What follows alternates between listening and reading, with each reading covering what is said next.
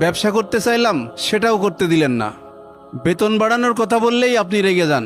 তাহলে আপনারাই বলেন এখনকার বাজারে ইমাম সাহেবরা চলবে কি করে? আপনি বেতন বাড়ানোর কথা বললেই তো আর বেতন বাড়ানো যায় না।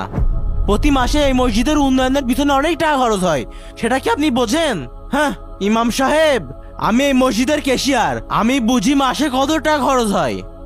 হুম, কেশিয়া সাহেব ঠিকই বলেছে। আপনি তো নামাজ পড়িয়েই দায়িত্ব শেষ। আমাদের মসজিদ চালাতে কত দিক খেয়াল রাখতে হয় আপনি জানেন। জি, আপনাদের অনেক দায়িত্ব। আচ্ছা, যে কারণে আপনি আমার পথ আটকালেন, আসেন সেই বিষয়ে কথা বলি। আসসালামু আলাইকুম হুজুর। ওয়ালাইকুম আসসালাম। আপনি খুব ভালো সময় এসেছেন।